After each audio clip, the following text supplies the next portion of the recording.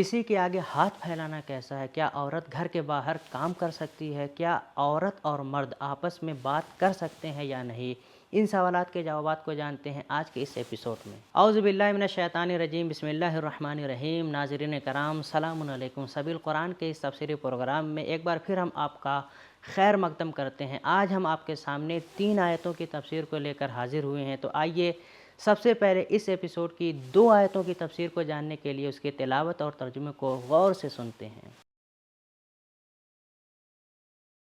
كتاب أنزلناه إليك مبارك ليدبروا آياته وليتذكر أولو الألباب بسم الله الرحمن الرحيم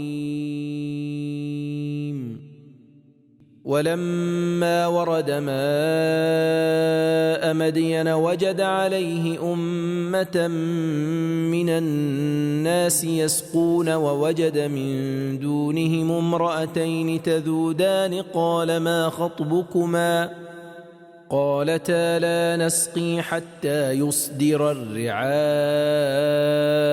وأبونا شيخ كبير فسقى لهما ثم تولى إلى الظل فقال رب إني لما أنزلت إلي من خير فقير۔ اور جب شہر مدین کے کنویں پر جو شہر کے باہر تک پہنچے تو کنویں پر لوگوں کی بھیڑ دیکھی کہ وہ اپنے جانوروں کو پانی پلا رہے ہیں، اور ان سب کے پیچھے 2 عورتوں حضرت شعیب کی بیٹیوں کو دیکھا کہ وہ اپنی بکریوں کو روکے کھڑی ہیں۔ موسیٰ نے پوچھا کہ تمہارا کیا مطلب ہے؟ وہ بولی، جب تک سب چرواہے اپنے جانوروں کو خوب چھک کے پانی پلا کر پھر نہ جائیں ہم نہیں پلا سکتے، اور ہمارے والد بہت بوڑھے ہیں۔ تب موسیٰ نے ان کی بکریوں کے لیے پانی کھینچ کر پلا دیا، پھر وہاں سے ہٹ کر چھاؤں میں جا بیٹھے تو چونکہ بہت بھوک تھی عرض کی، پروردگارا اس وقت جو نعمت تو میرے پاس بھیج دے میں اس کا سخت حاجت مند ہوں۔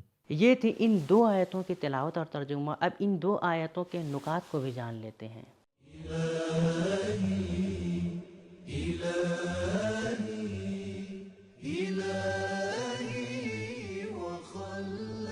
تزودان زو سے بنا ہے، جس کا معنی منع کرنا اور روکنا ہے۔ اس آیت میں لفظ وجدہ 2 بار آیا ہے، جو 2 الگ الگ نگاہوں پر دلالت کرتا ہے، کیونکہ اگر مرد اور عورتیں ایک ہی جگہ ہوتے تو ایک ہی نگاہ میں دیکھے جا سکتے تھے۔ ناظرین، ہم نے نکات کو جان لیا ہے، اب پیغام کو بھی سن لیتے ہیں۔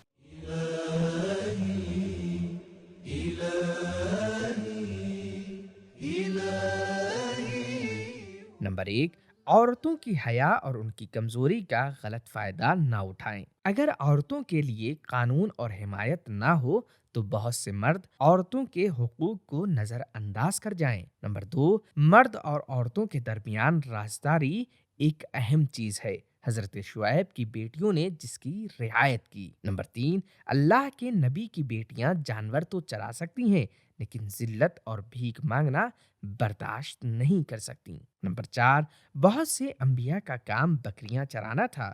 ہمارے والد اگر بوڑھے نہ ہوتے تو وہ خود بکریاں چرانے آتے۔ نمبر 5، خود کی مشکلیں ہمیں دوسروں کی حمایت کرنے سے نہ روکیں۔ وہ موسیٰ جن کی جان کو خطرہ تھا اور وہ فرار کر گئے تھے، اس کے باوجود دوسروں کی حمایت سے پیچھے نہیں ہٹے۔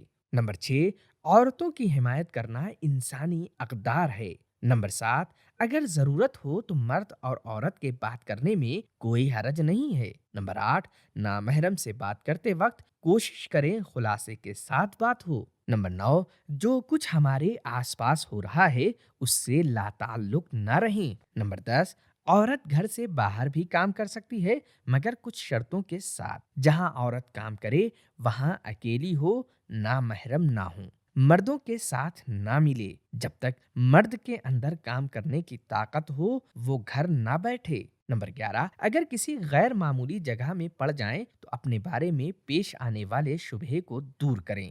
نمبر 12، جب گھر کا باپ یا کمانے والا معذور ہو جائے تو تمام اولاد یہاں تک کہ بیٹیوں کی ذمہ داری ہے کہ گھر کو سنبھالیں۔ نمبر 13، دوسروں کی مدد کرنے کے لیے کوئی شرط نہ رکھیں اور جلدی مدد کریں۔ حضرت موسیٰ نے جیسے ہی ان دونوں کی بات سنی، بغیر کسی سوال کیے ہوئے فوراً ان کی حاجت کو پورا کر دیا۔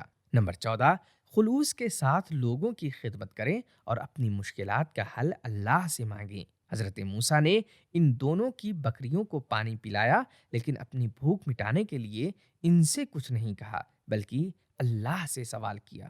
نمبر 15، ہر چیز اللہ ہی سے مانگیں۔ نمبر 16، جب دعا کریں تو اللہ کے لیے مصداق اور ذمہ داری معین نہ کریں۔ حضرت موسیٰ نے بھوکے ہونے کے باوجود اللہ سے کھانا نہیں مانگا۔ ناظرین، آیت نمبر 25 کی تفسیر کو جاننے کے لیے آئیے سب سے پہلے اس کی تلاوت اور ترجمے کو جان لیتے ہیں۔ فجاءته إحداهما تمشي على استحياء قالت إن أبي يدعوك ليجزيك أجر ما سقيت لنا فلما جاءه وقص عليه القصص قال لا تخف نجوت من القوم الظالمين۔ اتنے میں انہی دو میں سے ایک عورت شرمیلی چال سے آئی اور موسیٰ سے کہنے لگی، میرے والد تم کو بلاتے ہیں تاکہ تم نے جو ہماری بکریوں کو پانی پلا دیا ہے تمہیں اس کی مزدوری دیں۔ غرض جب موسیٰ ان کے پاس آئے اور ان سے اپنے قصے بیان کیے تو انہوں نے کہا، اب کچھ اندیشہ نہ کرو، تم نے ظالم لوگوں کے ہاتھ سے نجات پائی۔ پروردگار عالم نے اس آیت میں اپنے بندگان کے لیے کچھ خاص پیغامات بھی رکھے ہوئے ہیں۔ آئیے ان پیغامات کو جان لیتے ہیں۔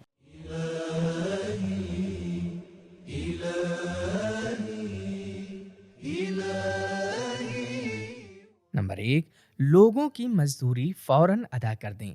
نمبر 2، گھر سے باہر عورت کی رفت و آمد شرم و حیا اور پاک دامنی کے ساتھ ہونی چاہیے۔ قرآن کی نظر میں عورت کا سب سے بڑا کمال شرم و حیا ہے۔ نمبر 3، جب کسی کو بلانا ہو تو مرد مرد کو بلائے اور عورت عورت کو۔ نمبر 4، بن بلائے کسی کے مہمان نہ بنے۔ نمبر 5، جو شخص ظالم کو چھوڑ دیتا ہے وہ اللہ کے نبی کے گھر کا مہمان ہوتا ہے۔ نمبر 6، اللہ کے نبیوں کی ایک نمایاں خصوصیت یہ ہے کہ وہ غریب نواز ہوتے ہیں۔ نمبر 7، لوگوں کی خدمت کو اہمیت دیں۔ نمبر 8، لوگوں کی قدردانی کرنا قصد قربت کے منافی نہیں ہے۔ حضرت موسیٰ نے اللہ کی رضا کے لیے کام کیا، لیکن حضرت شعیب نے انہیں مزدوری دے کر ان کی محنت کو سراہا۔ نمبر 9، واقعات کو ماہرین کے سامنے بولیں اور بتائیں۔ نمبر 10، اہل ایمان کو آخر کار نجات اور کامیابی ملتی ہے۔ نمبر 11، انبیاء کی دعا مستجاب ہوتی ہے۔ نجوتا، حضرت موسیٰ نے ایک دن پہلے دعا کی تھی، رب نجنی من القوم الظالمین، سورہ قصص آیت نمبر 21۔ اور آج سنتے ہیں، لا تخف نجوتا من القوم الظالمین۔ نمبر 12، اولیاء خدا کے ساتھ رہنا ایک طرح کی حفاظت میں رہنا ہے۔ ناظرین، آج کے ایپیسوڈ میں ہم نے جانا کہ نوکری کرنے والوں کے لیے 2 اہم صفات کا پایا جانا بہت ہی ضروری ہے۔ ایک امانت دار ہو، دوسرا طاقتور ہو، اور اسلام کی نگاہ میں حلال رزق کمانا عبادت ہے۔ اگر کوئی انسان بیکار ہے، کام نہیں کرتا، تو پروردگار عالم اس کی دعا قبول نہیں کرتا ہے، اور کوئی بھی کام چھوٹا یا بڑا نہیں ہوتا ہے۔ یہ تھا ہمارا آج کا ایپیسوڈ۔ ملتے ہیں اگلے ایپیسوڈ میں، تب تک کے لیے شکریہ، خدا حافظ۔ سبیل قرآن، قرآنی سماج کی پہچان۔